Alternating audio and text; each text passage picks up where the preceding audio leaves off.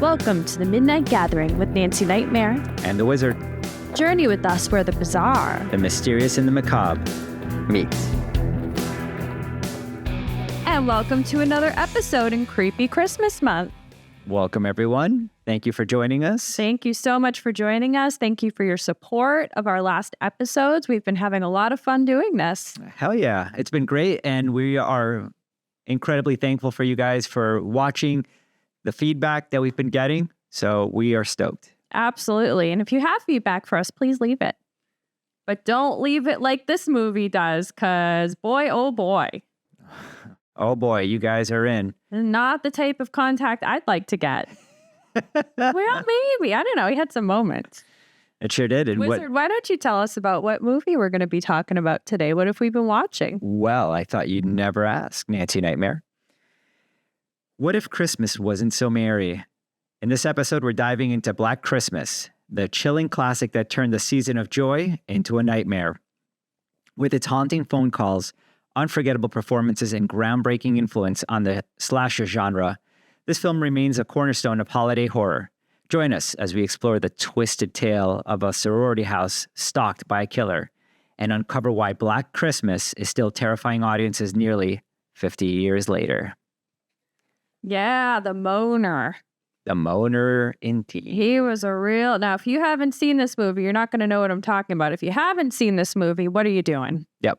Now, there's multiple versions. So this is the 74 one. I kind of don't acknowledge that, though.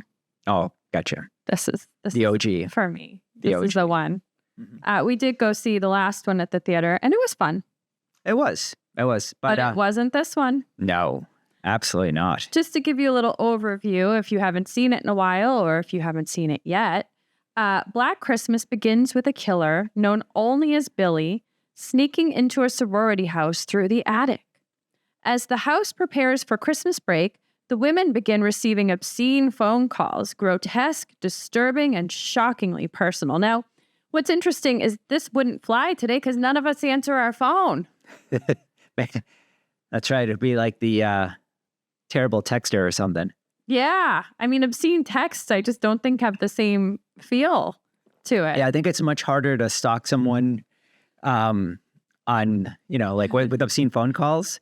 So this, you have to kind of kick it old school and follow somebody around like a creeper because you can block them on social media. Right. Yep. They need yeah. And they just kept answering the phone. Like it never occurred to them to not answer the phone. Right. Back then, I think you just answered the phone every time it rang. I think so. Yeah. Those big rotary phones. Yeah. Those looked heavy too. She probably could have used that as a weapon. So in case if anybody doesn't know what a rotary phone is, you have to insert a finger into the slots and then... Talk dirty, Wizard. And then turn the wheel. Slowly caress it in a circle. Yeah. Wait, is it clockwise or counterclockwise? I have no idea. I never had one. Oh, it's clockwise. And then it rotates back and then that kind of a motion. This is riveting. Thank you. That added so much to the conversation. Jess, the film's protagonist, tries to navigate the terror while dealing with her own personal crisis, an unplanned pregnancy. Now, that's a real horror. And her decision to have an abortion, which sparks conflict with her boyfriend, Peter. As the calls escalate, one of the sisters, Claire, goes missing. But the audience knows she's already fallen victim to Billy, who was unnamed at that time. Her body hidden in the attic with a plastic bag over her head. The police initially dismiss the calls as pranks, but as the body count rises, they begin to take the case more seriously. Tension mounts as Jess and her friends are hunted one by one, leading to a chilling climax, which leaves the viewers with more questions than answers. It sure did. Yeah, and it is one creepy movie. If you've never seen, I think this is because of the pacing of this film. It's the first of its kind. I think maybe Psycho would maybe technically be considered the first slasher, but there's only that one scene. And this film just kind of pushes it up several notches with a much higher body count. But boy, is it creepy. It has a lot of creepy atmosphere. Yeah. And I think it does a really good job of building So you actually care about all these girls. They're not just nameless, faceless counselors at a camp or something. Right, like Friday the 13th. Right. These are girls that you can relate to. Yeah. I won't tell you which one I related to because she's unsavory. Yeah, I found myself at times like really feeling bad for the characters because in most instances, a lot of the characters are either irredeemable personality types or like we don't know much about them and don't really care because maybe they're obnoxious. So it's easy for you to just be like, yeah, let's get really creative with the kills because that's what the audience wants. In this case, like you feel terrible because all of them are amazing people. So. Right. As I was saying, there was one that I related to, and that was Barb. If you related to one of them, who would it have been? Have you thought of that? Now, Barb was kind of a hot mess. Let's not sugarcoat it. Barb, played by Margot Kidder. Yep. She was a bit of a lush, and I'm not saying I'm a lush, which I'm certainly not now. Maybe in my youth. Now that I've matured into a very adult Nancy. Now she's cut it in half, so she doesn't get as belligerent. Right. But Barb, I was going to say shit-faced. Shit-faced, that right.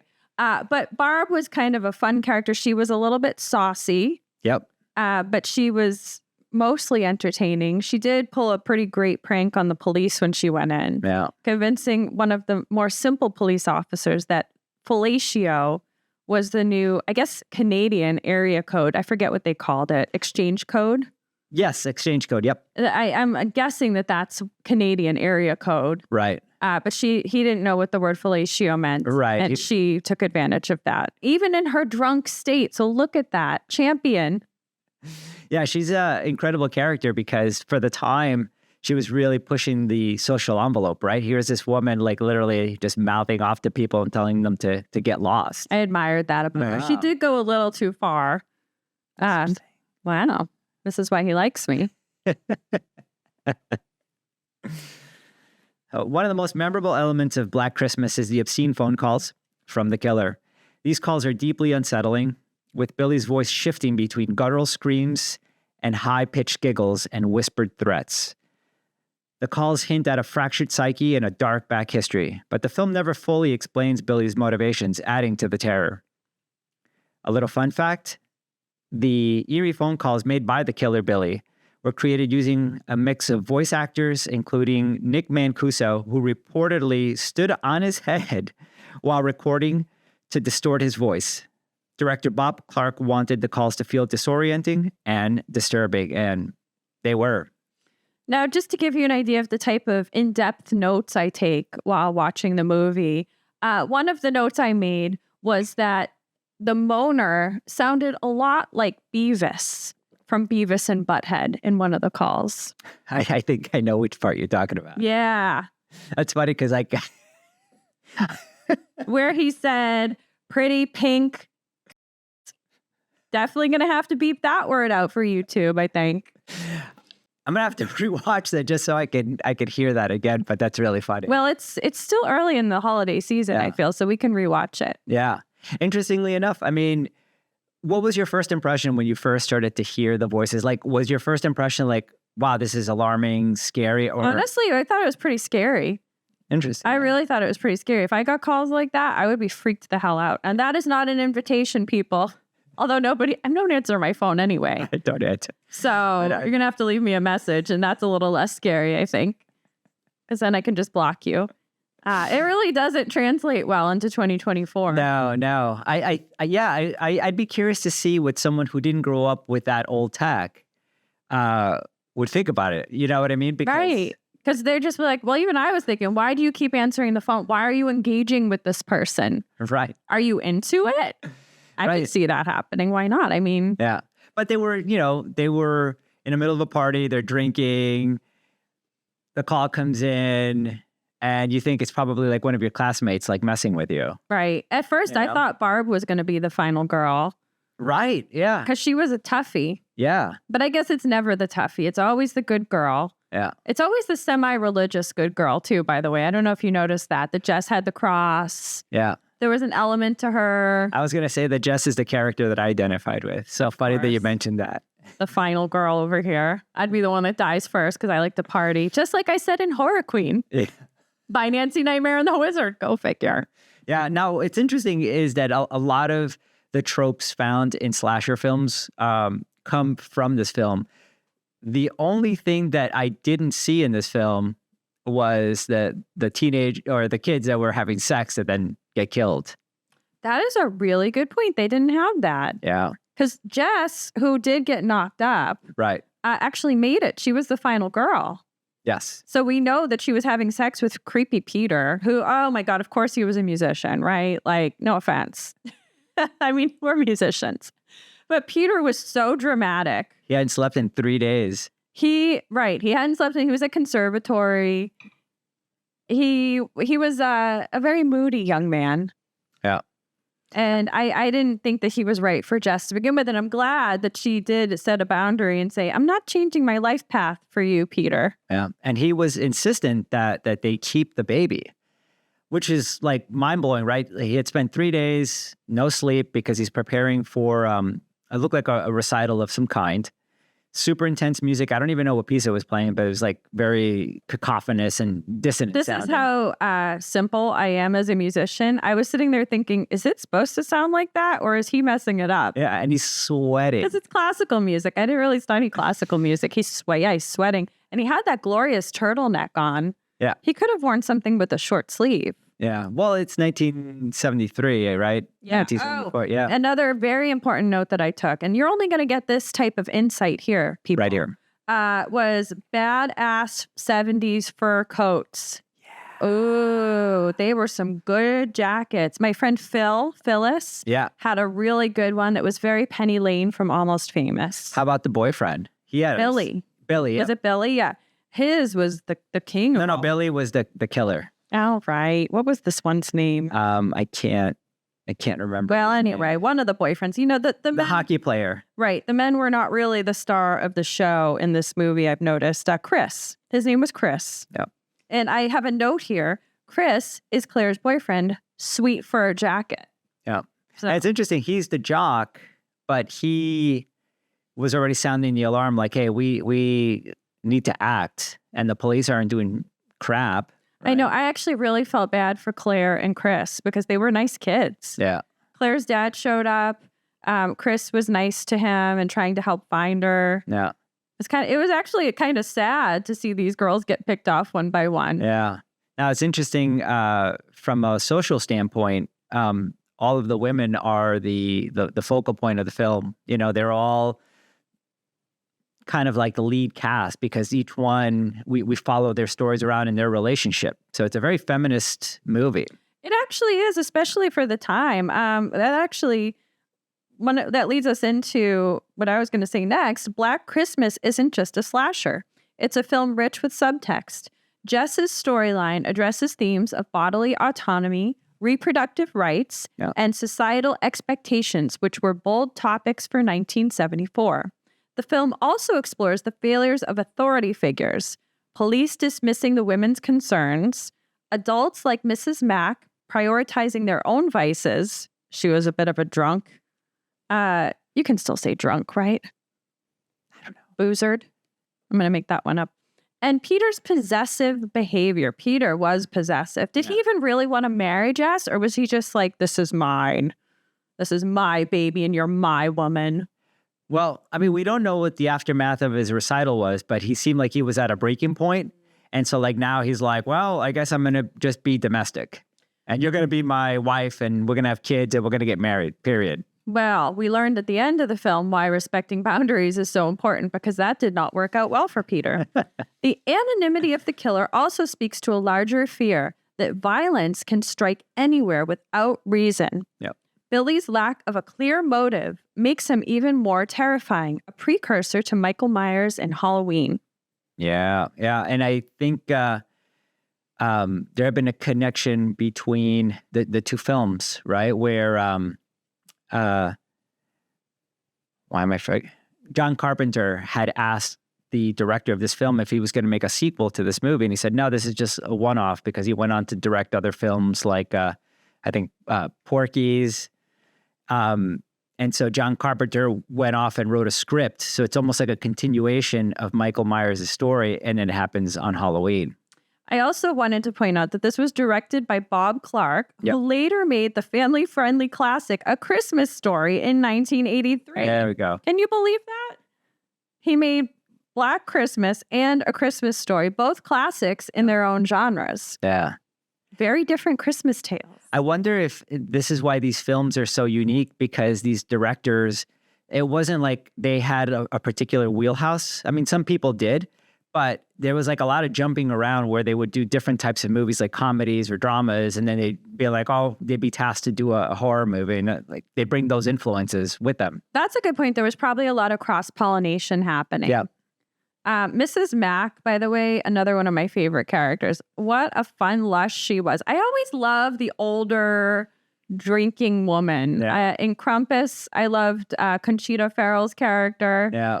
The one that's just a little boozy, but she's down for a good time. She's supposed to be in charge, but she's kind of skirting her responsibilities. Oh, the other thing that we saw that was really funny was Barb, my friend Barb, giving beer to a literal child. That's right. Claire's dad like looks over and she's like giving him alcohol. Yeah. Well, it was just a beer. It was the 70s. It was a beer. It wasn't a hard liquor. That's fine, right? I mean, I don't have kids, but I assume that's fine. No? Hey, sometimes those kids have to chill out. And what do? You give them a beer. Yeah. Right? Well, I mean, great things came from this generation, right? Because then it came like the 1980s and we had all this really cool like horror movies and cool technology. So how bad could it have really been? Right. So if things you've learned so far from this review, there's really cool fur jackets in there. So check them out. Yeah. Barb gives booze to a kid, which I think is probably fine. Women's rights. Oh, yeah. That really more important than the fur jackets, obviously. Women's rights. Right. These were common themes. You can get the details from any other review. Yep. But this type of content you can only get here, folks. Right here. So don't forget to like and subscribe. While Black Christmas wasn't a major box office success, it laid the groundwork for modern slasher genre. Its use of a holiday setting, a point of view shots from the killer's perspective, and final girl archetype were later popularized by films such as Halloween and Friday the 13th. In addition to Black Christmas, it challenged the notion that horror films had to be about larger-than-life monsters or supernatural threats. Instead, it focused on the horror of the mundane, a sorority house, a stranger, and a phone call. The horror of the mundane. I love that phrase. And of course I did write that. So of course I love that phrase. But the horror of the mundane is the most terrifying type of horror to me. Yeah. The fact that strangers can show up at your house and take your life or torture you, which is why I have cameras everywhere. So just be alerted. Yeah. And I think I had heard somewhere that Ted Bundy's murders of two college girls was part of what influenced the story. Very interesting. Did I tell you that Ted Bundy asked my aunt out? I'm not kidding. Yeah. He briefly lived in my parents' hometown, my dad's hometown, Burlington, Vermont. And during that time, he actually asked my aunt out on a date. Right. He hadn't committed any of the murders yet. No atrocities yet. Yeah. But luckily, she said no. Although, as far as I know, I don't think he went after his actual. And she fit the profile, too, of the type of women that were being murdered at the time. Oh, my God. Right. That is scary. Yeah. He had a type, and those were the ones that he would go after. Well, I'm glad that didn't work out for him because she's lovely and I adore her. Yeah. Yeah. And if you're listening, I hope it's okay I share that. Well, it's not like she dated him. No. She had the sense to say no. There must have been something. He was very handsome, so there must have been something about him that I have to ask her. Yeah. Why did you say no? Yeah. Now, here's something that I noticed watching the movie that I couldn't help ignore anymore. But did you notice behind the kids in the opening scenes of the film, there was an astrological tapestry for Aries? I did notice that. And I actually think that at the time that was very common, that was a common decorative piece in the 70s. Right. But the fact that someone went out of their way to select this particular astrological sign. Now, full disclaimer, no hate against any Aries. I know a lot of great Aries people. Oh, we're going to get controversial. Yeah, What are you so going to say? we're going to jump in a little bit of the occult and magic.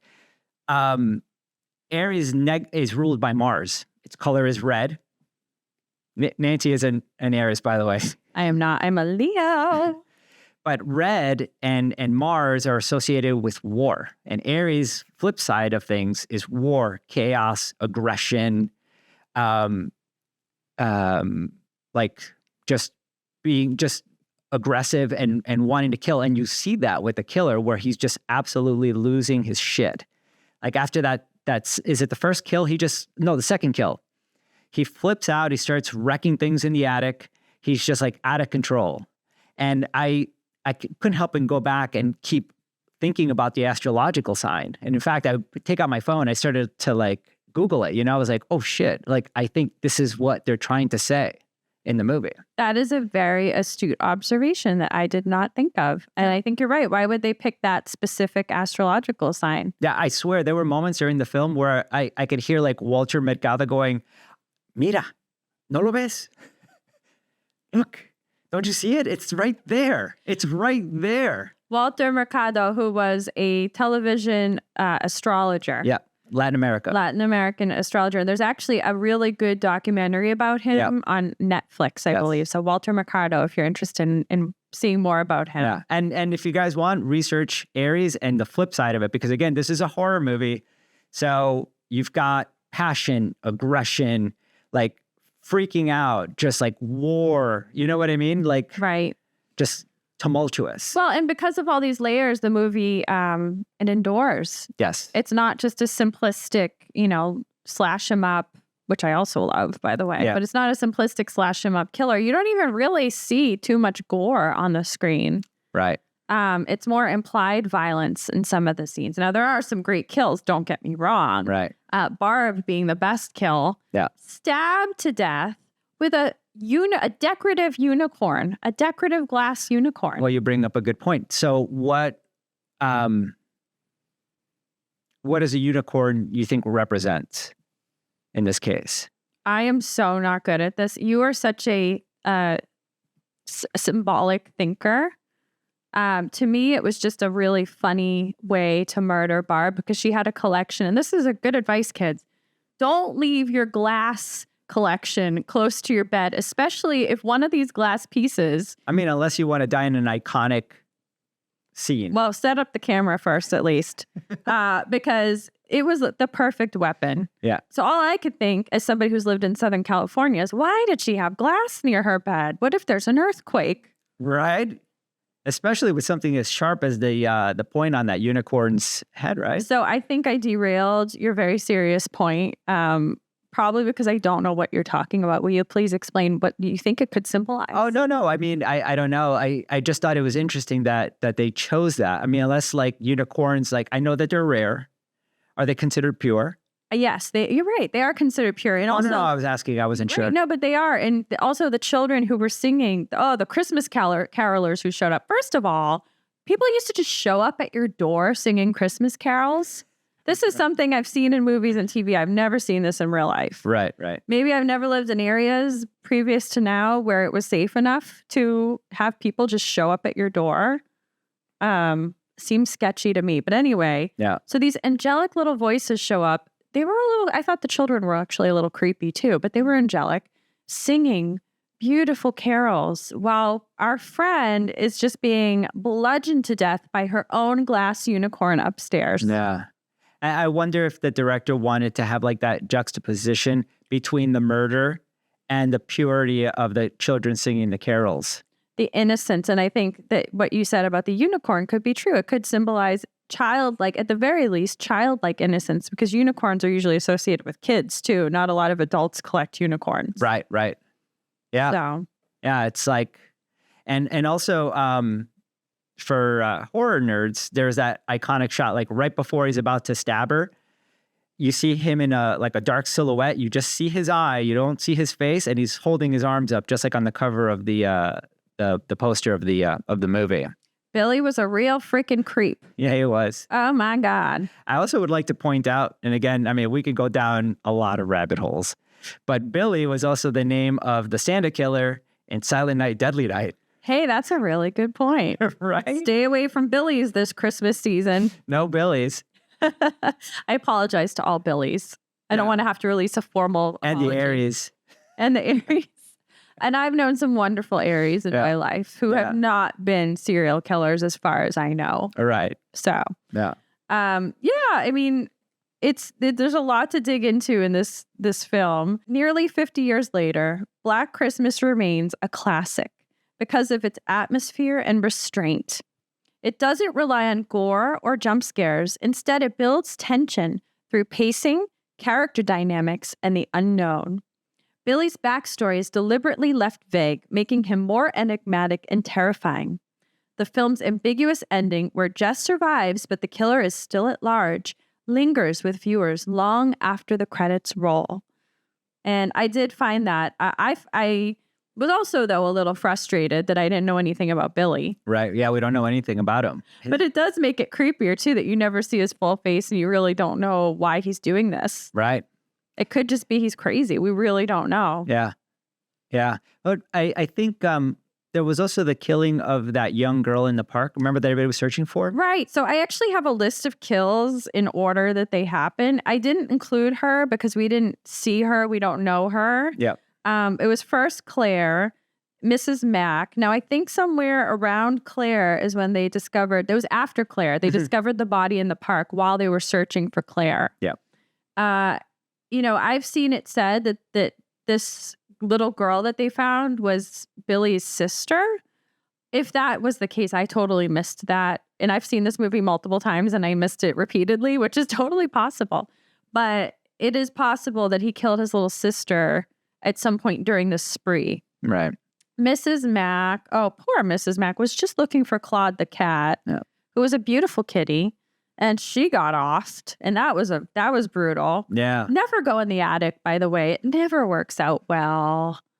At least don't go by yourself. Get a group together and then go. Yeah, you have to bring some backup. Bring backup. At least arm yourself. But I don't think anyone suspected that the killer would be inside the house. Well, now because of this film, we know that sometimes the call is coming from inside the house. Yeah. Which is a common phrase that people will say, as you probably know, when you have a problem in your life and really it's you creating the problem. The call is coming from inside the house so many times. So many of my calls have come from inside the house. And they always seem to come from inside. I know. I mean, it kind of does linger with you at the end because you don't know why Billy did any of this. No, we never know. We don't know what happens to Jess. She's vulnerable in that house. He's still in that house. Right. And everybody's just left. Incompetent police work. Are you kidding me? Well, John Saxon, who plays the Lieutenant Fuller, he also played Nancy's father in Nightmare on Elm Street. I got really confused for a second. Like, me? My father? Oh, yes. Yeah, he was great. Yeah, John Saxon. And this movie actually was a year after he did Enter the Dragon with Bruce Lee, which is another one of my favorite movies of all time. Yeah. So. But it's funny that he plays a lieutenant in this film and then he plays a lieutenant in Nightmare on Elm Street. Well. Almost 10 years later. Yeah, he looked the same too. Yeah. That's really funny. That's pretty spooky. Black Christmas turned the season of giving into a season of fear, forever changing holiday horror. Its influence can be seen in countless films, but its unique blends of suspense, character-driven storytelling, and ambiguous terror remains unmatched. So this holiday season, as you deck the halls, remember, the phone call might be coming from inside the house. Sometimes the call is coming from inside the house. Yeah. And, Scream borrowed that too. And I think countless other things. That's a really good point. Have borrowed that. Yeah. So. Yeah, I always wondered why they decided to choose phone calls, but I mean, it wasn't necessarily always literally inside. Sometimes he was in the house, sometimes he was outside, but close by. Right. Which you don't expect. Yeah. How hard was it to trace a phone call in 1974, by the way? That poor guy at the phone company was just running back and forth trying to find where it was coming from. Yeah. If you guys haven't seen the film, it's like he seemed to be in this room that was incredibly cacophonous with sounds. And then he had to see which one of the mechanisms were moving up and down. And that would tell you that was the wire from which the call was coming in from. Yeah, it was really a lot of work. I mean, you almost feel like you have to keep the person on the phone for like an hour until they can find out where it's coming from. Right. Well, that was what kept happening. I thought Jess was doing a fine job, but they couldn't track it because they didn't have the technology. They're like, oh, Jess, you got to do it again. She's like, I'm horrified. Oh, you're going to have to give us more time. Keep them on the line. Yeah, she was having a hard time. I was mad at her and yelling at the TV when they told her that the killer was in the house and she had to be a good friend and go try to find Phil. Which Phil was already dead. If Phil's not responding, you get out of the house. Yeah, absolutely. Absolutely. Now, not to segue too much, but do you remember the melody that Billy sings? It's really creepy. Isn't it like Ring Around the Rosie's melody? Exactly. Now, here's where I started to think about things. Because again, Walter Mercado is like, no lo ves? No lo oyes? Right? Could you translate that for our English? Don't you see it? Don't you hear it? And I thought to myself, Ring Around the Rosie. Okay. Synonymous with the bubonic plague of the 1600s England, right? Which Nosferatu's coming out pretty soon. Woo! So look out for that. So the Black Plague, the movie's called Black Christmas. And he sings that creepy melody. I haven't seen anybody talk about these two things, but they were the ones that popped out at me immediately during the film. You have such a creative mind to come up with that. And I think you're right. Because why would people don't pick things arbitrarily when they're making movies, especially something like that? Yeah. Well, yeah. And it's just like an innocuous, melody, but that children sing on the playgrounds. Right. But when you add the context of this movie, he's the bubonic plague that's coming. He is singing the melody that the children will sing about the people who are being killed off. Right. Not to change the subject too much, but Mrs. Mack kept getting blamed by Claire's father for the state of the frat house or the sorority house. Right. For the fact that these girls were sexually charged and vulgar. And my favorite quote, I actually wrote it down from Mrs. Mack was, "These broads would hump the Leaning Tower of Pisa if they could get up there."